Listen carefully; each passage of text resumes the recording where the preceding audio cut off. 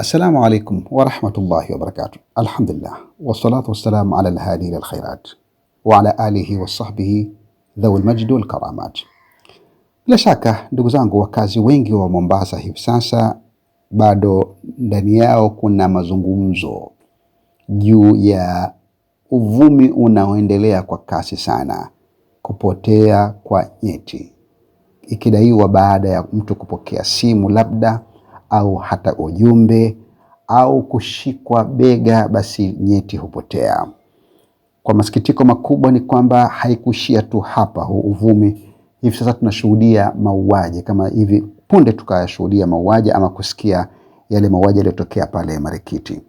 Sisi kama Waislamu ni muhimu sana sana kuweza kuliangalia hili tatizo kwa mujibu wa vipimo vyetu halisi vya Kiislamu.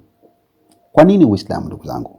Tunasema wabillahi tawfiq kwamba Uislamu una itikadi ambayo ni toshelezi, inamsimamia mwanadamu si katika tu miamala yake ya kila siku, biashara, kulima, uchumi kwa ujumla, kisiasa na kiuchumi, kijamii, bali hata katika hisia za huyu mwanadamu kama mwanadamu.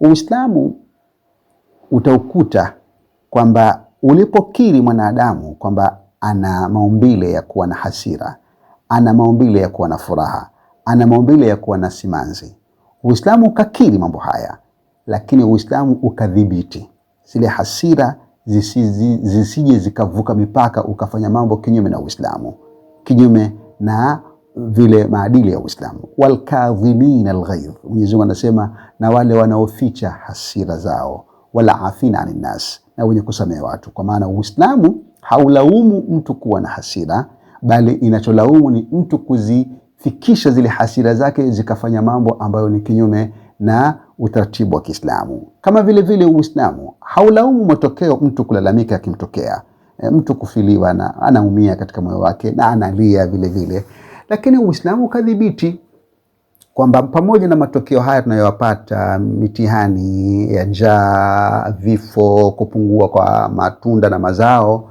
Mwenyezi Mungu akasemaje mwisho? Wabashiri sabirin, na wape habari nzuri wenye kusubiri, alladhina idha asabatuhum musiba, ambao kwamba wanapopatwa na mitihani wao husema qalu inna lillahi wa inna ilayhi rajiun, husema sisi ni Mwenyezi Mungu na sisi ni wenye kurudi kwa Allah subhanahu wa ta'ala. Ndugu zangu, wabillahi tawfiq, tunasema kwamba visa hivi ama uvumi huu si mara ya kwanza kutokea katika bara la Afrika, ama vile vile hizi itikadi za sihri, yani uchawi na nguvu za giza, hizi si mara ya kwanza kuripotiwa. Tunakuta Ulaya kwa mfano, kabla hauja shuhudia maendeleo ya kisayansi na teknolojia, mambo haya ilikuwa watu wengi wakiamini, wakazi wa Ulaya.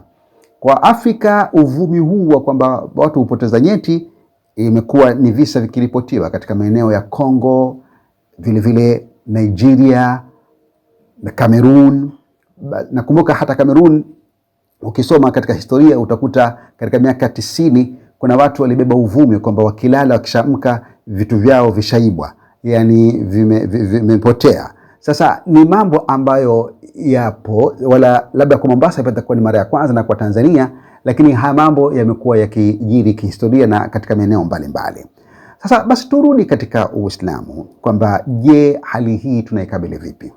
Hali hii tunaikabili kwa mikakati ifuatayo. Mkakati wa kwanza, Muislamu ni yule ambaye hafai kueneza habari yoyote ile kwa haraka pasi na kuifanyia utafiti na kuhakiki usahihi wake. Funzo hili muhimu tunalipata Mwenyezi Mungu Subhanahu wa Ta'ala akionya watu ambao wanapenda kueneza habari na kuziamini na kuzieneza pasi na kuzithibitisha ukweli wake, kwa sababu hatari yake hujenga hofu kubwa, na hofu ile ikapelekea ile inaitwa rumor driven violence au collective violence, watu kuuana kwa sababu ya habari zile. Tunapata wapi funzo hili? Katika suratul Hujurat, ambayo mufassiruna wengi huiita suratul adab. Ina adabu nyingi sana katika kutufundisha sisi Waislamu. Funzo hili ni pale Allah subhanahu wa ta'ala aliposema, ya ayyuhalladhina amanu, enyi mlioamini, in ja'akum fasiqun binaba'in, anapowajilieni mtu mbaya, mtu muovu, fasik na habari yoyote, fatabayanu, ipelelezeni ile habari. Mnatakiwa muipeleleze, muhakikishe ukweli wake, na hapo ndipo mkahakikisha kweli mnaweza mkaieneza. Antusibu qauman bijahala, msije mkawapata ama mkawadhuru watu kwa ujahili, kwa ujinga tu mkawaua watu ama mkawapiga watu kwa sababu tu ya mea ruma ambazo zinaendelea kama inavyojiri kwa sasa. Fatusbihu ala ma fa'altum nadimin, kisha mkajuta baada ya kujutia yale mlioyatenda, kwa sababu mwisho labda serikali itakuja kali, utachukuliwa, utapelekwa ndani na hasara zitapatikana hapa. Kwa hivyo mkakati wa kwanza, ndugu zangu Waislamu, verification, interrogation of the news. Uislamu hapa una deal na fake news ambao leo ndio ndio fashion ya kiulimwengu. We know watu wanahabari kuweza coin maneno ya kuweza kuleta uchuki baina ya watu na mengineo kama haya. This is number one. Number two, Uislamu pia ukaja na tangazo la kuwakanya wafuasi wake kuwaepusha Waislamu kujenga madhanio kwamba ndio msingi wa ukweli. Mwenyezi Mungu Subhanahu wa Ta'ala akasema, ya ayyuha ladhina amanu, enyi mlioamini, ijtanibu kathiran min adh-dhanni, jiepusheni kwa wingi, jiepusheni na dhana nyingi sana. Inna ba'dha dhanni ithmun, hakika baadhi ya dhana hizi ni dhambi. Kwa maana haya, tuhuma zisizokuwa na msingi wowote, kuzieneza ama kuact upon hizi tuhuma ni dhambi katika sheria ya Kiislamu. Huu ni mkakati wa kwanza wa Uislamu. Mkakati wa pili wa Uislamu, chanzo ni muhimu sana kuangaliwa zaidi. Chanzo cha mambo haya leo yaliyojaza hofu mpaka ikawa watu sasa hawaangalii the actual problem, ile tatizo msingi ni lipi. Na hapa nikumbuke statement aliyoitoa Franklin Roosevelt katika mwaka wa 1933. Ilikuwa ni katika hotuba yake ya kuchaguliwa kama rais wa Marekani. Akasema, the only thing that we fear is fear itself. Kitu pekee ambacho tunakiogopa ni ile hofu yenyewe. Kitu pekee ambacho tuna hofu nacho ni ile hofu yenyewe, kwa sababu hofu huzusha ile moral panic. Kama nilivyoeleza, huleta madhara ya rumor driven violence na collective violence as such. Sasa Uislamu uka address actual problem, itikadi kuhusu swala la uchawi na ushirikina. Uislamu ukachora line kwamba matendo ya kisihri, matendo ya kishirikina ni matendo ambayo hayakubaliki. Uislamu umekataza miamala yoyote au kuamiliana na mambo ya kishaitani na mambo ya kisihri. Hilo la kwanza. Tunapata wapi hapa? Mwenyezi Mungu akaeleza bayana, wattaba'u ma tatlu shayatinu ala mulki Suleiman wama kafara Suleiman walakinna ash-shayatina kafaru yuallimuna an-nasa as-sihra. Wakafuata yaliyosomwa na mashaitani katika ufalme wa Suleiman. La hakukufuru Suleiman, walakin mashaitani ndio waliokufuru wakifundisha watu amali za uchawi. Ndugu yangu Muislamu, ni muhimu sana kwamba Qur'ani inapotaja uchawi haitaji uchawi kwa kuwa inahalalisha, bali inataja uchawi kwa kuwa ni amal ambayo tujiepushe nayo na ni amali ya shaitani, bali inanasibishwa na ukafiri. Hilo la kwanza. Lakini part B katika aya hii vile vile ikaonyesha suluhisho jingine kuhusu swala, je, uchawi una athari ama hauna athari? Ndiyo, Qur'ani imekiri kwamba wanaoamiliana na uchawi bila shaka uweza kuathiri. Lakini kuathiri huku, je, sasa ni kwa idhini ya Mwenyezi Mungu au ni kwa dhati ya nguvu ya giza ndio uweza kuathiri? Taban la. Uislamu kaeleza wazi kwamba Mwenyezi Mungu akaeleza wazi kwamba wama hum bidharina bihi min ahadin illa biidhnillah, na hawawezi wakadhuru wala hawakuwa ni wenye kuwadhuru mtu yoyote ila kwa idhni ya Allah subhanahu wa ta'ala. Si idhni kwa maana ya kilugha hapa, kwa maana tufasiri kwamba ila kwa maridhio ya Mwenyezi Mungu. Mwenyezi Mungu haridhii, ndugu zangu, ukafiri wala haridhii uchawi. Hii idhni hapa inafasiriwa kwa urfu ya Waarabu wenyewe, yani kwa urfu ya kiistilahi hapa, kwa maana hayatokei madhara ila pale Allah subhanahu wa ta'ala anapotaka. Kwa maana asipotaka uchawi haudhuru, lakini akitaka hudhuru katika mapendeleo, wa matashauna illa an yasha Allah.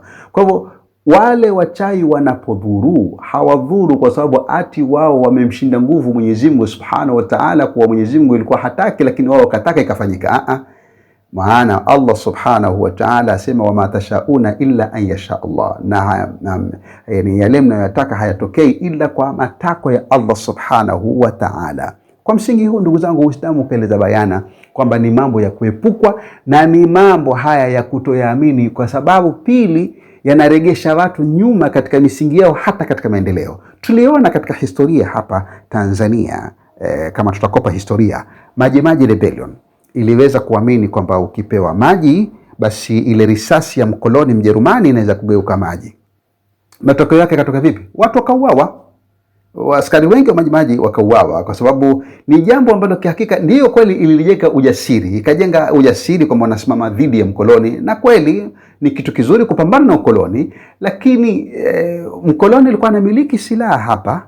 Sasa wewe unasema mimi naamini nguvu za giza kupambana na mkoloni, na mkoloni alikuwa na silaha. Kwa hivyo ndugu zangu, niseme kwamba hakika hili swala linarudi katika mafungamano ya jamii katika masala ya kiuchawi. Mwisho niseme kwamba kwa nini mambo haya hutokea katika jamii na kuyaamini sana. Kuna tatizo hapa la masuala ya kumwamini, yani kuamini itikadi. Itikadi za Waafrika wengi mara nyingi zimekuja katika njia kwanza ni maigizo na jadi, na hata yani kule kuamini kwetu baada ya Uislamu kuja, wengi wetu huku maskini tukaamini Uislamu kiurithi, yani kama tunaamini Mwenyezi Mungu yupo, tunaamini malaika wapo, au tunaamini Qur'an maneno ya Mwenyezi Mungu, lakini wallahi Muislamu huyu ukimuuliza, wewe unamwamini Mwenyezi Mungu Subhanahu wa Ta'ala, hebu nithibitishie uwepo wa Allah Subhanahu wa Ta'ala, hebu nithibitishie kiakili kwamba kwa nini uwe Muislamu. Such questions, hizi ni questions ambazo Uislamu umetriga mambo kama haya, kwa sababu imani yetu ya Kiislamu sisi ni tariq al-bahth, ni la akli, yani ni utafiti wa kiakili, akili iweze kukinai juu ya reality ambayo ipo. Imani yetu haijengwi juu ya wahmu, kuamini kwamba kuna mnyama anaitwa nusi, kwa hivyo yawezekana kuna mnyama sijui anatishia watoto sijui nini, yapo kuna mnyama ndege fulani hivi akiimba ama akitoa sauti basi watu watakufa. Hizi ni imani za awham, imani za ajaiz, watu wanaamini hivyo, naamini hivyo. Uislamu ukaja kutibu masala ya kiimani kwamba imani njia pekee ya kufikia katika imani salama ni tariqul aqli. Kwa hivyo tariqul aqli ndio tariqu salimu ila al-imani salim. Imani hii ya kumwamini Mwenyezi Mungu kwa njia ya kukatikiwa baada ya kufahamu ulimwengu na kuona ulimwengu unavyotenda kazi, jua linavyotoka, upinzani wa usiku na mchana, kuuhishwa viumbe na kufishwa viumbe. Yote haya mwanadamu mwenye akili avitumie hivi kama njia ya mukawimati imani ya kujenga katika kufika imani yake. Kwa society inayojengwa katika akida kama hii, yani with rational proof, haiwezi ikatekwa na hisia au na mambo hizi za imani za kishirikina. Ala kulli hal, mwisho kabisa niseme kwamba tunamwomba Mwenyezi Mungu Subhanahu wa Ta'ala uvumi huu uwe utaishia hapa, na Allah Subhanahu wa Ta'ala afungue mioyo ya Waislamu waweze kuona Uislamu kuwa una uwezo wa kutatua matatizo, ikiwemo matatizo kama haya. Na kuna kinga nzuri Muislamu kila wakati wa kujifunga nazo. Tusiamini tu kwamba biashara yako imefeli ni uchawi, siji mtoto wako anafeli shule ni uchawi. Basi na kutumia zile juhudi za kibinadamu ambazo tumetakiwa sisi tujikalifu kama wanadamu kuzitumia. Kwa hivyo ni muhimu sana kubeba hii itikadi ya Kiislamu kwa msingi kwamba ndiyo itikadi pekee inayoweza kunyanyua kifikra, na kila fikra zinaponyanyuka hatuwezi kuburutwa na mawazo kama haya au na itikadi kama hizi. Aqulu qawli hadha astaghfirullah li wa lakum fastaghfiruhu innahu huwal ghafurur rahim wa huwal barur karim.